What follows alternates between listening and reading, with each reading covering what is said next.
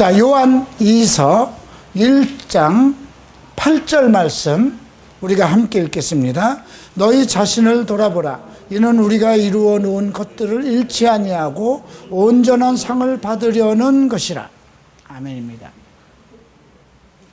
여러분, 지금 사도들이 이루어 놓은 것을 그대로 하나도 잃지 않고 이제 하나님 앞에 온전한 상을 받을 수 있는 그런 준비가 되어 있는가 한번 생각해 보세요.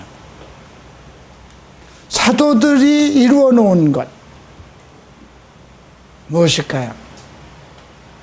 예수 그리스도의 은혜를 이루어 놓은 것입니다. 예수 그리스도의 진리의 말씀을 이루어 놓은 것입니다. 예수 그리스도의 사랑을 이루어 놓은 것입니다. 결국 우리가 예수 그리스도의 은혜와 예수 그리스도의 진리와 예수 그리스도의 사랑 안에서 살아갈 때에 우리가 그로부터 온전한 상을 받게 되는 것입니다. 지난번 미국 컨퍼런스에 갔을 때 은혜와 진리라는 타이틀로 컨퍼런스가 개최됐습니다.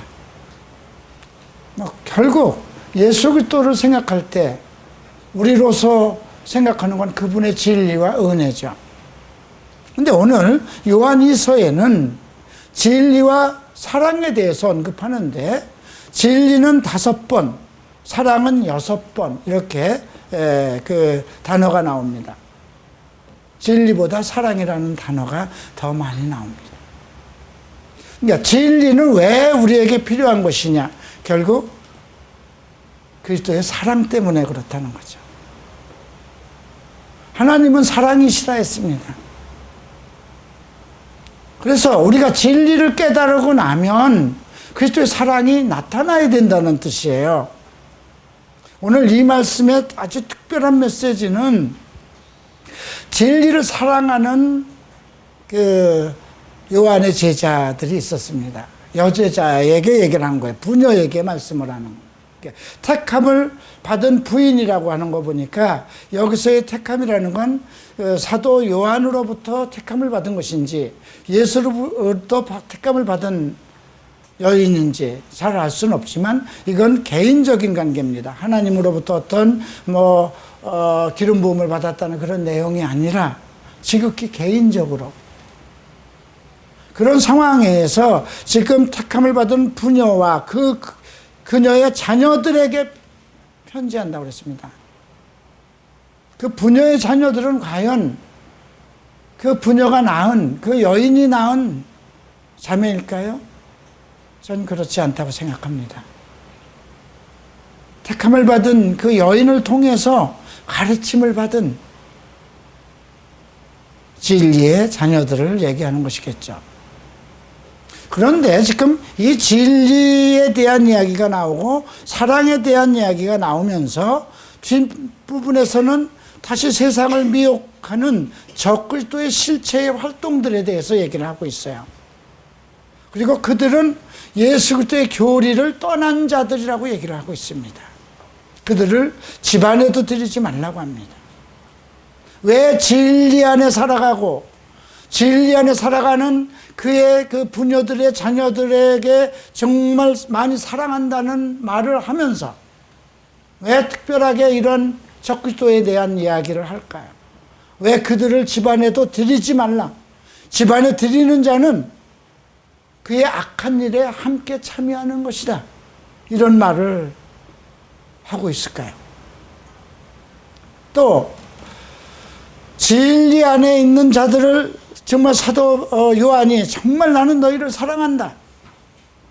정말 진정으로 너희를 사랑한다.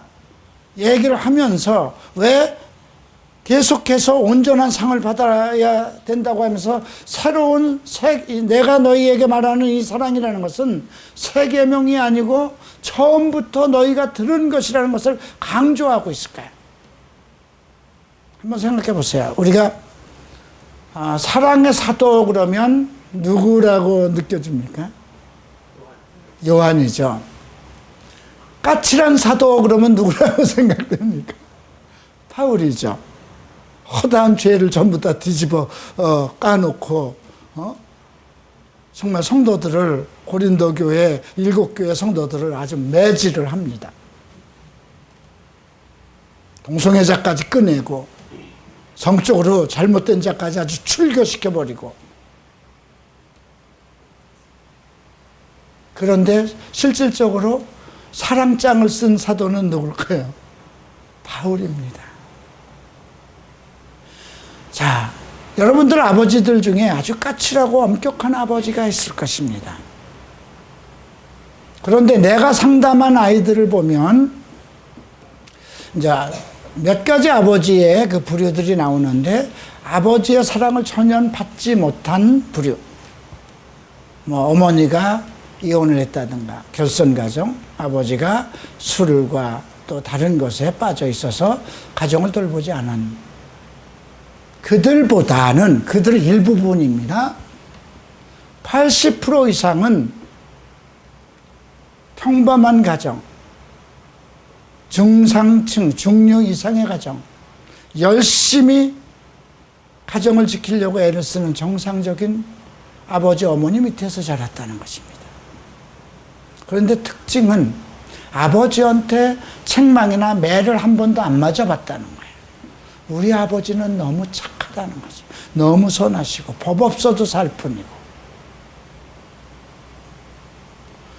여러분,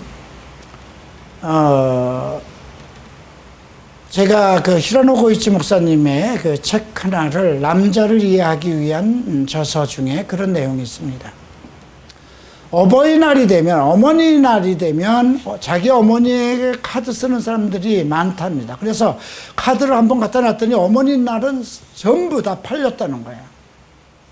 그래서 아버지날에도 그 카드를 또 이번에는 많이 사가겠지 했는데 하나도 안 사갔다는 거예요. 그들이 아버지가 없어서 그런 거예요. 그럼에도 불구하고 어떤 인류학자는 아주 평생을 가정을 돌보지 않고 술과 마약에 쩌들어서 교도소를 들고 날던 아버지가 있었는데, 그 밑에서 자란 아이들이 아버지가 없이 자란 아이들보다 나았다는 것입니다. 인격성 성장에. 무엇을 의미할까요?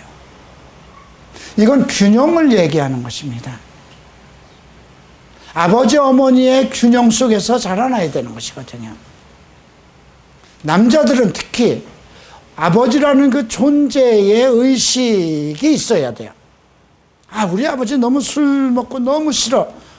너무 그냥 엄마하고 매일 싸우고 돈도 안 벌어오고 정말 싫어.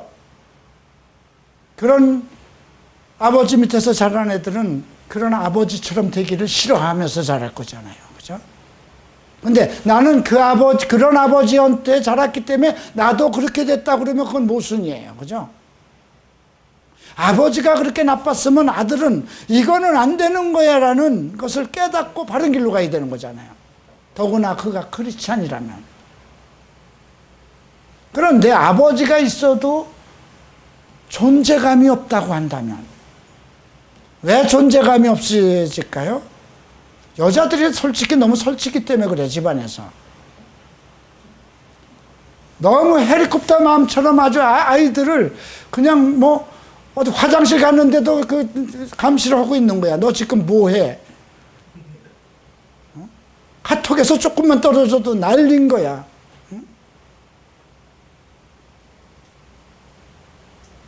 참, 그래서 아이들이 아버지와 엄마와 너무 비교가 되잖아요.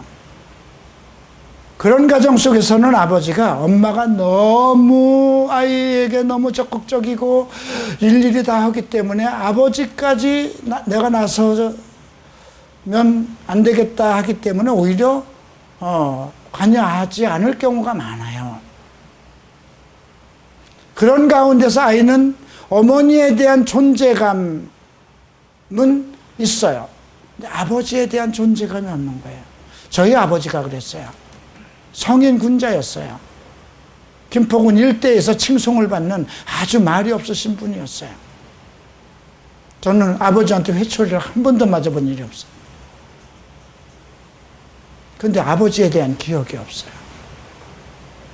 어머니에 대한 기억은 너무너무나 많아요. 아주 그냥 신경질 나도록 그냥 간섭하고 일일이, 물론 맛있는 거 챙겨주고 정말 나를 기뻐하고 하는 건 좋은데 너무 일일이 간섭하고 짜증나도록 한 거. 사춘기가 되면 엄마를 밀어내잖아요. 싫어서. 10달 동안 뱃속에서 있었던 것도 깝깝해 죽겠는데 나왔으면 좀 어느 정도 풀어줘야지. 그냥 평생을 아이들이 엄마 뱃속에서, 엄마 간섭 속에서 정말 헬리콥터 마음이 아니라 이제 마마보이가 돼요. 그렇게 되다 보니까. 그래서 아이들 성격이 아주 특별해지는 경우가 많아요. 이런 것들이 이제 심리학에서 나오는 건데, 그런 걸로 인해서 내가 이렇게 됐다, 그거 아니에요. 예. 그렇게 생각하면 안 돼요. 그렇게 됐으니까 나는 그렇게 되지 말아야 되는 것이, 안 좋은 환경 속에서 자랐기 때문에. 우리 때는 그래요. 아마 여기 어머니들이나, 우리 어머니 아버지들은 너무 먹을 것도 없고 참 살기가 힘들었어요. 그런데 무엇을 위해서 살아가나요? 내 자식들은 나와 같이 고생시키지 않겠다는 신념을 가지고 열심히 해서 이 대한민국을 이루는 거거든요. 오늘 제가 이 말씀을 왜 얘기를 하냐면, 진리 안에 행하고 진리 안에 있으면 참, 지금 사도 요한이 칭송을 해요. 택함을 받은 그 자매뿐이 아니라 그 자녀들이 정말 진리 안에서 행한다는 소문이 막 들어온다는 거예요. 그들은 말씀에 대해서 명석하고, 참 말씀도 그대로 지키고 율법도 그대로 정말 모든 성경의 말씀 계명을 따라서 복종하고 살아간다는 거예요. 그 칭송을 듣고 참 내가 잘 키웠구나, 잘 교육시켰구나, 그런 마음을 갖고 있는데, 문제는 사랑이 나타나지 않는 거예요. 네. 그 모든 진리는 실천적인 사랑이 나타나기 위해서 진리를 준 건데, 그래서 사랑에 대해서 다시 얘기하는 거예요. 우리가 1절부터 봅니다. 장로인 나는 진리 안에서 사랑하는, 그리고 나뿐이 아니라 진리를 아는 모든 사람도 사랑하는 택함을 받은 부인과 그녀의 자녀들에게 편지하노니. 진리 안에서 사랑하는데, 나뿐이 사랑하는 것이 아니라 진리를 아는 모든 사람도 그 사람들을 사랑한다는 거예요. 택함을 받은 부인과 그의 자녀들에게. 목적 없이 편지 쓰는 이유는 없죠. 그러니까 이 편지의 목적이 무엇이냐, 이걸 우리가 잘 살펴봐야 돼요. 이는 우리 안에 거하고 또 우리와 함께 영원히 있을 진리를 위해서니라. 여기서도 진리를 언급하고 있어요. 우리 안에 거하고 우리와 함께한 영원히 있을 진리. 진리는 변화되면 안 되는 거예요. 하나님의 말씀이고 그리스도의 진리이기 때문에, 이 진리 속에서 은혜와 사랑이 나오는 것이기 때문에 진리는 떠나서는 안 되는 거예요. 영원토록 우리가 진리와 함께해야 되는 것이에요. 3절 봅니다. 하나님 아버지의 아들 주 예수 그리스도로부터 진리와 사랑 안에서 은혜와 자비와 평강이 너희와 함께 있으리로다. 이제 이들을 송축하는 건데요. 먼저 진리와 사랑 안에서라는 것이 이제 언급됩니다.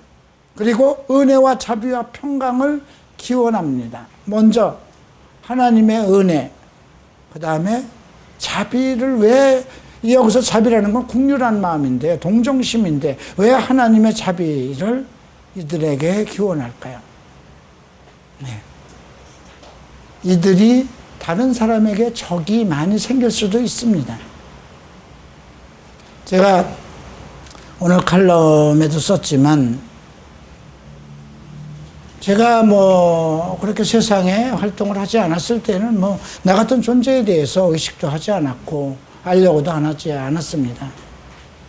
근데 조금 세상이 복잡해지고 동성애 문제가 커지고 또 동성애 전문 상담사로서 활동을 하다 보니까 미국, 일본, 중국에까지 왕래를 하면서 또 한국, 또 전국 교회를 또 이렇게 순회하면서 제 이름이 드러나자마자 뭔가 자기네들이 위축을 받는 것을 느끼는 사람들이 있는 것 같아요. 네. 그래서 왜 그럴까? 이유는 내가 자기네들에게 어떤 밥을 얻어먹은 것도 없고 그들을 비방한 일도 없는데 왜 나라는 존재를 이상하게 보는가? 딴 얘기가 아니에요. 이은하 목사가 그 동성애로부터 벗어났다면 왜 아직도 결혼을 안 하고 있느냐 이거죠. 그리고 청년들과 어떻게 여행을 하면서 한 방을 쓰고 있느냐 이거죠. 우리 정상적인 목사가 자매들과 여행을 하면 한 방 쓸 수 있느냐 이거. 그건 쓰면 안 되는 거죠. 그죠? 그건 쓰면 안 되는 거죠. 근데 나는 저희 교회 청년들은 한 번도 내 자녀 이외에 생각해 본 일이 없어요. 자식이잖아요. 모세가 10년 전에 저와 한 방에서 1년을 살았습니다. 한 방에서. 단칸방에서. 우리 이장로 옥탑방에서. 예. 근데 참 그들은 뭘 생각하는지 모르겠어요. 자기가 그러면 저 교회 형제들과 외국을 가면 뭐 돈이 많아서 목사들은 뭐 큰 방 쓰고 애들은 애들끼리 줄지 모르겠지만 난 그거 낭비 아니에요?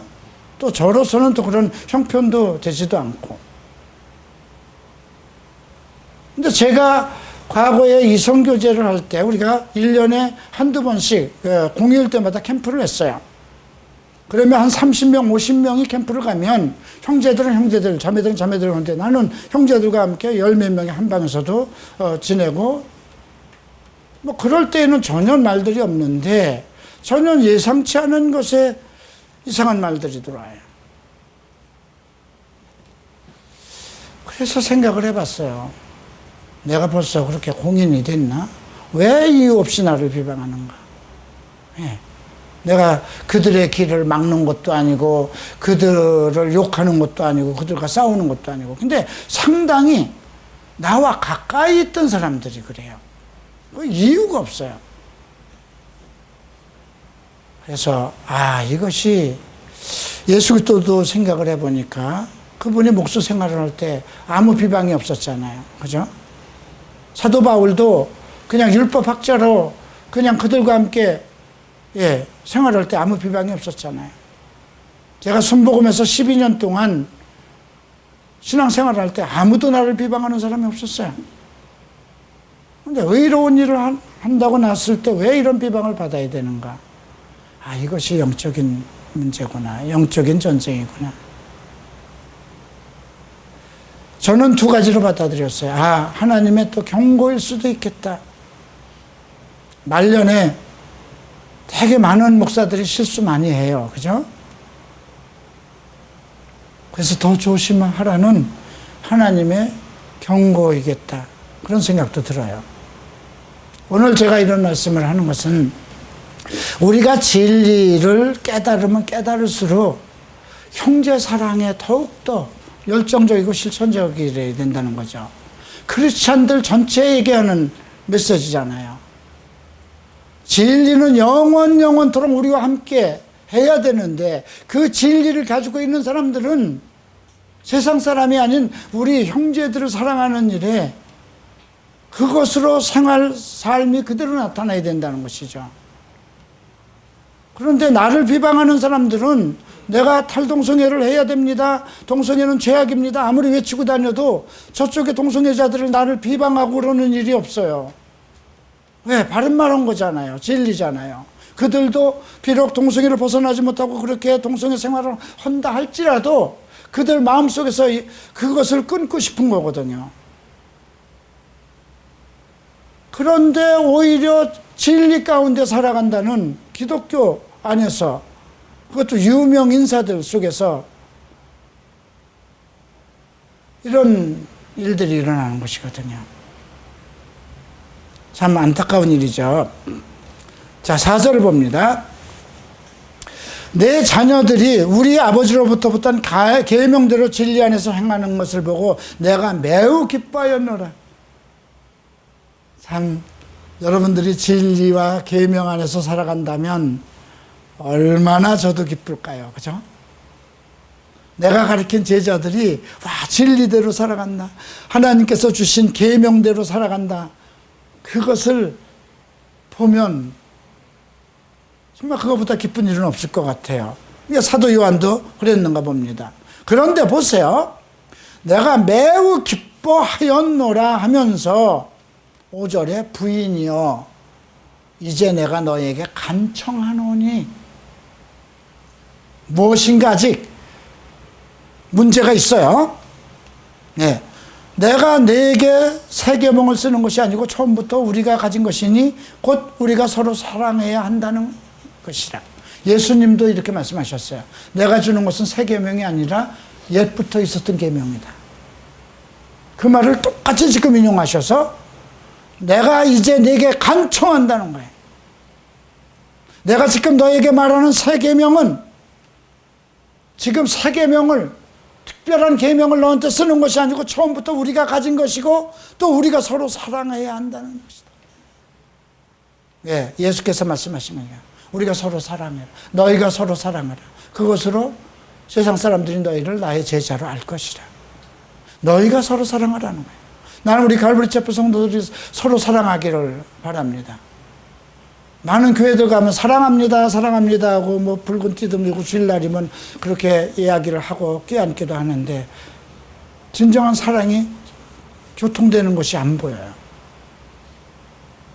저는 많지는 않지만 우리 교회 성도들이 어머니와 같이 자녀와 같이 동생과 같이 친형제처럼 한 가족처럼 그렇게 되기를 원합니다.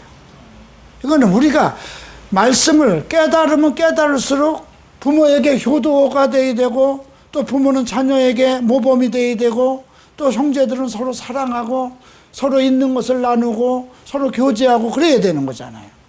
그것이 성경이 그대로 실천되는 거잖아요. 나는 안다고 하면서 깨달았다고 하면서 성경은 많이 알아서 설교는 잘하는데 실질적인 사랑이 삶 속에서 교회 안에서 나타나지 않는다면 이건 문제잖아요. 그래서 자기 제자인 그 부녀에게 간청을 하는 거예요. 네, 새 계명 아니야. 내가 지금 너한테 쓰는 거는 새 계명이 아니라 전부터 있었던 거야. 그것은 바로 우리가 사랑해야 한다는 것이다. 사랑은 이것이니 다시 사랑에 대해서 기록을 합니다. 우리가 그의 계명대로 행하는 것이라. 그의 계명은 무엇일까? 너희가 서로 사랑하라. 내가 너희를 사랑한 것처럼 너희도 서로 사랑하라. 네. 그 계명은 이것이니 너희가 처음부터 들은 바와 같이 너희가 그 사랑 안에서 행하여야 한다는 것이다. 행했다는 것이 아니라 행해야 한다는 것이라는 거죠. 네. 너희가 처음 들은 바와 같이 너희가 그 사랑 안에서 행해야 된다. 너희가 정말 진리를 깨닫고 많은 이단들과 같지 않고 진리를 알지 못하는 사람들과 같지 않고 진리를 너희가 깨닫고 진리 안에서 행한다고 그러고 나의 제자라고 생각한다면 반드시 사랑 안에서 행해야 된다. 7절 봅니다. 그리고 미혹하는 자들에 대해서 나오죠. 많은 미혹하는 자들이 세상에 들어왔나니 그들은 예수 그리스도께서 육신으로 오신 것을 시인하지 않는 자들이라. 이것은 미혹하는 자요 적그리스도라고 합니다. 예수 그리스도께서 육체로 오신 것을 시인하지 않고, 예수님은 분명히 육체로 오셨어요. 그죠? 육신을 타고 나오셨어요. 사람의 혈통으로 태어난 것은 아니에요. 성령으로 잉태하셨어요. 그러나 육체를 가지고 오셨어요. 그리고 그 육체로 고난을 받으셨어요. 피곤하셔서 쉬실 때도 있었고 괴로웠을 때는 눈물도 흘리셨어요. 네. 그런데 하나님의 아들이 어떻게 육체로 올 수 있어? 육체는 더러운 것인데, 이게 그노시스 사상에 대한 그 당시 있었던 그 신학적인 잘못된 그 교리가 이렇게 그 온 교회 안에 떠들고 있었기 때문에 지금 사도 요한이 이야기를 다시 하는 것입니다. 그노시스 사상이라는 건 뭐냐면 영은 거룩하고 육체는 더럽다는 거예요.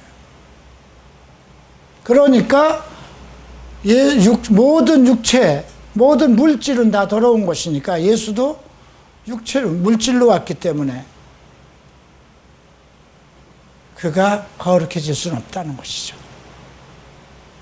그래서 그런 사상을 가지고 있는 그런 철학과 그런 교리를 미혹하는 자들, 그런 자들은 적그리스도의 영이라는 것이죠. 자, 이제 8절에 너희 자신을 돌아보라. 이는 우리가 이루어 놓은 것들을 잃지 아니하고 온전한 상을 받으려는 것이라. 이제 이단의 그 문제까지 언급하고, 하나는 그들이 진리 안에 있는 것을 칭송합니다.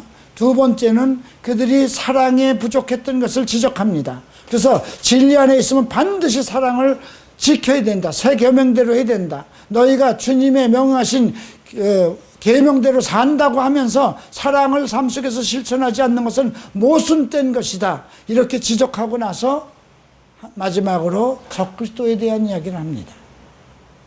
그거는 그런 쪽으로 교회가 지도자들이 흔들릴 수 있기 때문에 이제 교리를 가리키는 것입니다. 자, 9절 범죄하고 그리스도의 교리 안에 거하지 아니하는 자마다 하나님이 없으나 그리스도의 교리 안에 거하는 사람은 아버지와 아들이 있는 자다. 지금 그리스도의 교리를 얘기합니다. 여러분들의 책에는 교훈으로 되어 있을 거예요. 그리스도의 교리란 무엇일까요? 하나님의 아들이라는 것입니다. 하나님의 아들로 성육신 하셨다는 것입니다. 그분은 창조자이라는 것입니다. 그분은 구속자로 오셨다는, 구속자이라는 것입니다. 그분은 부활하신 자라는 것입니다. 그분은 우리의 중보자 되시는 분, 그분은 재림하실 것이라는 것, 그분은 세세 영원토록 왕 되실 것이라는 것, 이것이 그리스도의 교리입니다. 그래서 범죄하고 그리스도 교리에 거하지 아니하는 자는 하나님이 있을 수 없다는 것입니다. 왜? 세상을 구원하기 위해서, 그리고 영원한 세계를 이제 세우기 위해서 예수 그리스도 그 아들을 보내셨기 때문에. 그래서 그리스도 교리 안에 있는 사람은 하나님의 아들이 자기 안에도 있다는 것이죠. 10절 봅니다. 어떤 사람이 너희에게 오되 이 교리를 가지고 오지 아니하면 그를 집에 영접하지도 말고 그에게 문안하지도 말라. 여러분들에게 찾아오는 사람들도 있어요. 유명한 목사일지라도, 어떤 사람일지라도 그리스도의 교리를 가지고 있지 않다면 무엇인가 이상한 말, 불분명한 말을 한다든가, 그거는 뭐 어느 교회, 어느 교단이 중요한 것이 아니에요. 네. 예수 그리스도의 증거가, 예수 그리스도의 분명한 진리를 알고 있는 사람은 그 교리에 대한 분명한 것이 나타나야 된다는 것입니다. 그리스도의 교리가 분명하게 세워져야 된다는 것입니다. 그에게 문안하는 자도 그의 악한 일들을 참여하는 일. 여러분들이 이단자들을 좀 전도할까 접촉하고 만나려고 만나지 마세요.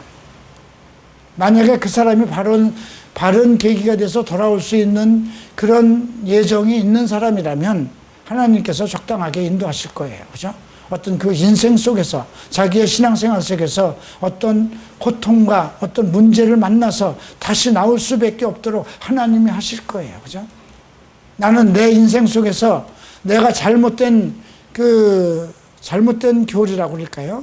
잘못된 온전한 진리를 가리키지 않는 교회 생활을 하고 있을 때 나는 거기가 내게 주신 온전한 교회라고 믿고 있었고, 여러 가지 진리를 가리키지 않으니까 내가 미혹될 수밖에 없잖아요, 신학적으로.